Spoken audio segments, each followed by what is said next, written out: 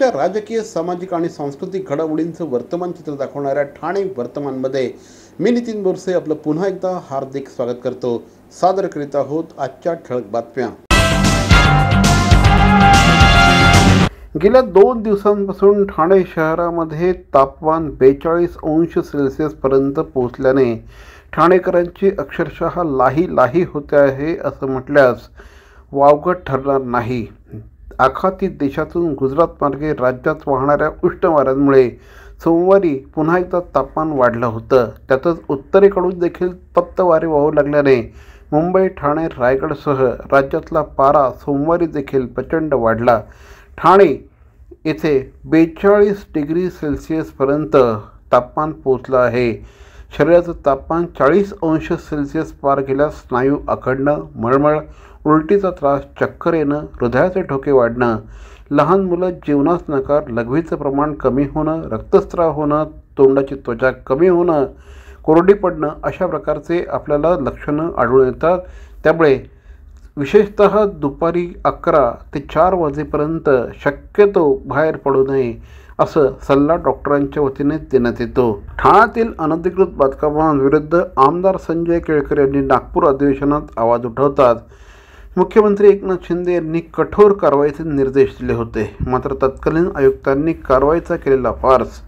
नवीन आयुक्तांची नियुक्ती झाल्यानंतरही ठाण्यात आजही अनधिकृत बांधकामं सुरू असल्याचा संताप संजय केळकर यांनी व्यक्त केला आहे। ठाण्यातील अनधिकृत बांधकामांचा मुद्दा आमदार संजय केळकर यांनी नागपूर अधिवेशनामध्ये उपस्थित केला होता। त्यावेळेस आमदार श्री संजय केळकर यांनी ठाणे महापालिकेचे अधिकारी आयुक्तांच्या आदेशाची कशा प्रकारे पायबंदी करतात याकडे लक्ष वेधलं होतं। त्यानंतर मुख्यमंत्र्यांनी कारवाईचे आदेश दिले।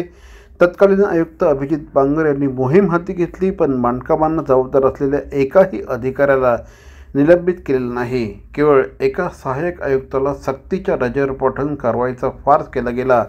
याबद्दलची खंत आमदार संजय केळकर यांनी नवे आयुक्त सौरभ राव यांच्याकडे व्यक्त केली आहे। काही ठिकाणच्या बांधकामांचा तपशील तक्रारदारांनी सादर केले, पण कारवाई झालेली नाही याकडे देखील श्री संजय केळकर यांनी लक्ष वेधलं आहे। ते गुन्हे शाखेने MD पावडर तयार करणारी एक फॅक्टरी उद्ध्वस्त केली होती। त्यावेळेस 7 आरोपींना अटक करण्यात आली होती, काही फरारही झाले होते। त्या अनुषंगाने तपास करत असताना आरोपी विजय पाल आणि बिंदू यांचा शोध घेत असता या आरोपींनी उत्तर प्रदेश येथे MD पावडर तयार करणारा कारखाना सुरू केल्याची माहिती पोलिसांना मिळाल्यानंतर पोलीस उपायुक्त शिवराज पाटील, सहाय्यक पोलीस आयुक्त निलेश सोनवणे यांच्या मार्गदर्शनाखाली गुन्हे शाखा 1 चे वरिष्ठ पोलीस निरीक्षक दिलीप पाटील, सहाय्यक पोलीस निरीक्षक रुपाली पोळ आणि त्यांच्या पथकाने जौनपूर, आजमगड उत्तर प्रदेश येथे जाऊन बनारस उत्तर प्रदेश STFचे पोलीस अधीक्षक विनोद सिंग, पोलीस निरीक्षक अनिल कुमार सिंग आणि त्यांच्या सहकाऱ्यांच्या मदतीने आरोपी संदीप तिवारी, वाराणसी ललित उर्फ सोनू, राकेशचंद्र पाठक, अनिल शिव सरे जयस्वाल, निलेश पांडे, विजय पाल, बिंदू उर्फ जिलाजीत जोखई पटेल वाराणसी यांना अटक करण्यात आली आहे।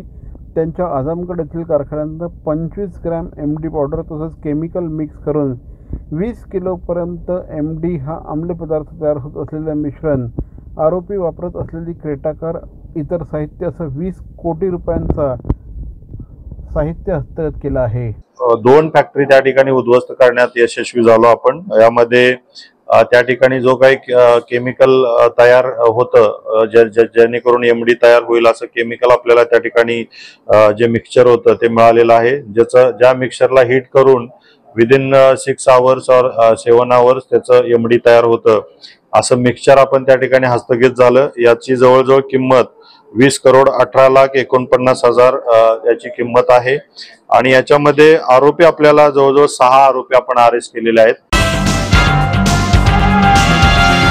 आंबा पिकतो रस गळतो कोकणचा राजा बाई गंगा मांडतो। ठाणेकर नागरिकांनो, उत्कृष्ट चवदार आणि सेठ शेतकऱ्यांनी पिकवलेला आंबा चाखायचाय तर मग आंबा महोत्सवाला भेट द्यायलाच हवी। संस्कार आणि कोकण विकास प्रतिष्ठान आयोजित आंबा महोत्सव 1 ते 12 मे 2024 गावदेवी मैदान ठाणे पश्चिम। वेळ सकाळी 10 ते रात्री 11 वाजेपर्यंत. कोकण आंबा महोत्सव हा केवळ बाजार नाही तर ही चळवळ आहे. आंबा महोत्सव 1 मे ते 12 मे 2024, गावदेवी मैदान, सकाळी 10 ते रात्री 10 वाजेपर्यंत. नक्की भेट द्या.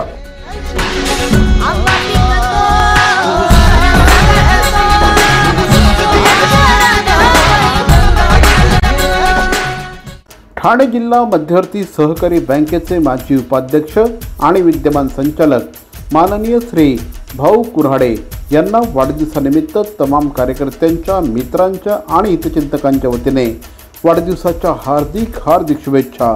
पुनश्च एकदा सहकार क्षेत्रामध्ये अग्रणी व्यक्तिमत्व असलेले माननीय श्री भाऊ कुऱ्हाडे साहेबांना वाढदिवसानिमित्त तमाम कार्यकर्त्यांच्या, मित्रांच्या, हितचिंतकांच्या वतीने वाढदिवसाच्या लक्षावधी शुभेच्छा. CP Goenka International School, nurturing talent at young age for scholastics, sports and performing arts in global perspective. Proud to have world toppers and country toppers in 10th standard Cambridge examinations. Ranked the best emerging school by the Times of India for personality over percentage. CP Goenka is the intelligent choice. More बंधू आंबेवाले यांचे Devratna mangoes, चव अस्सल हापूसची, खास आंबेप्रेमींसाठी, आंबेप्रेमींकडून. रत्नागिरी आणि देवगडच्या शेतकऱ्यांनी घाम गळून पिकवलेला, गवतात पिकवून मनापासून वाढवलेला अस्सल हापूस, रास्त, अगदी रास्त भावात आणि हो, होम डिलिव्हरीसाठी सुद्धा उपलब्ध. मोरे बंधू आंबेवाले यांचे देवरत्न मँगोज, सत्यम कलेक्शन समोर, घंटाळी रोड, ठाणे पश्चिम. आजच संपर्क साधा.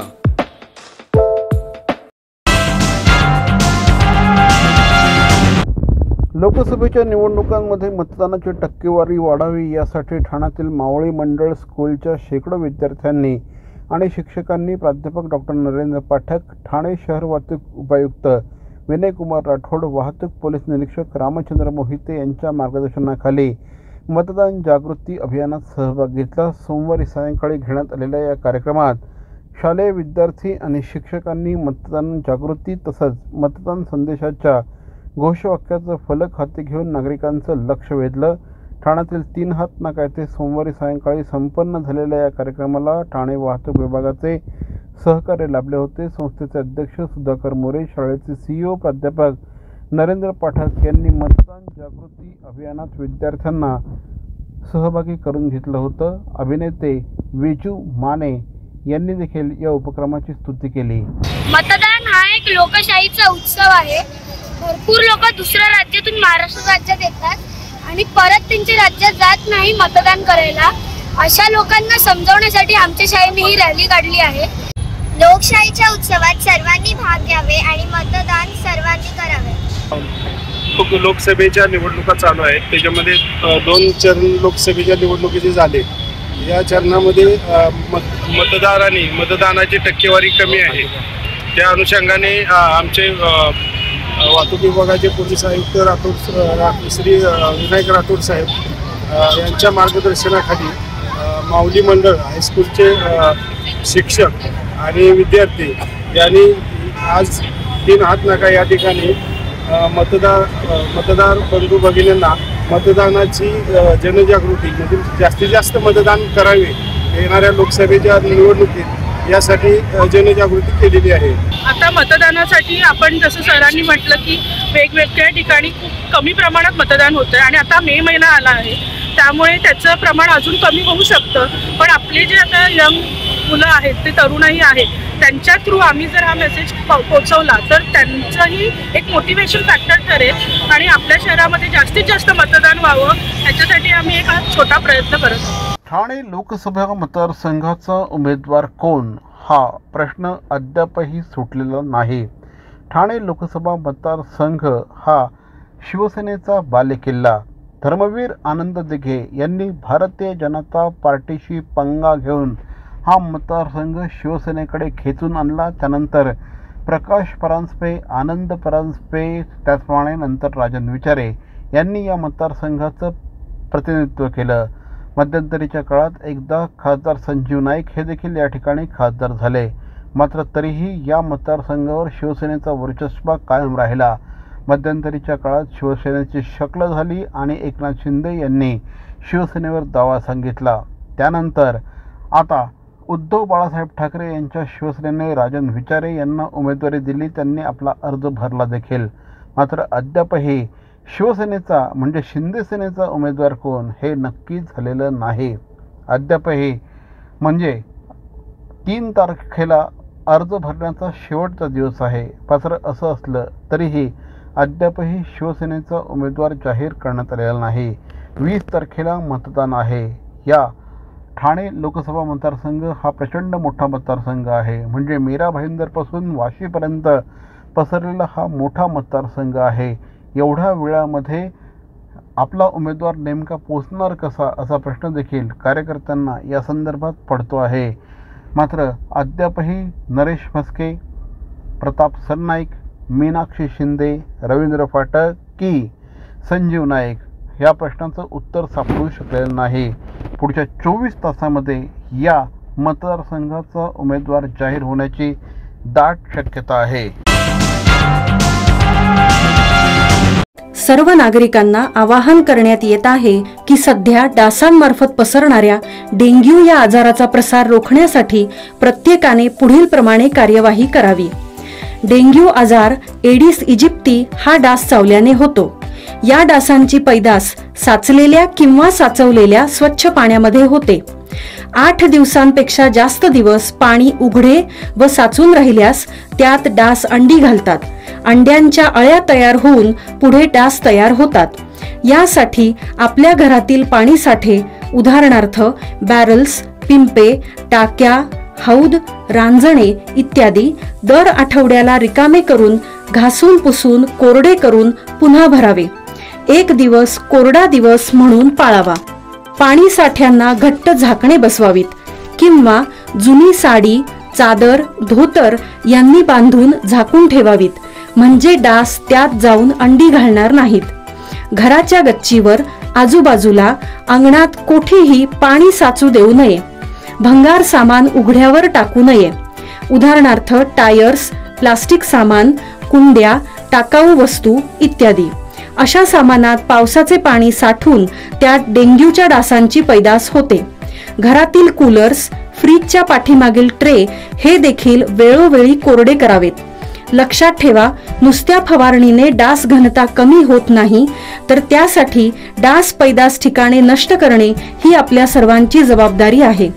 कोणताही ताप अंगावर न काढता जवळच्या शासकीय रुग्णालयात मोफत औषधोपचार घ्या. अशा प्रकारे नागरिकांनी सहकार्य केल्यास डेंग्यूचा प्रसार रोखणे सहज शक्य आहे.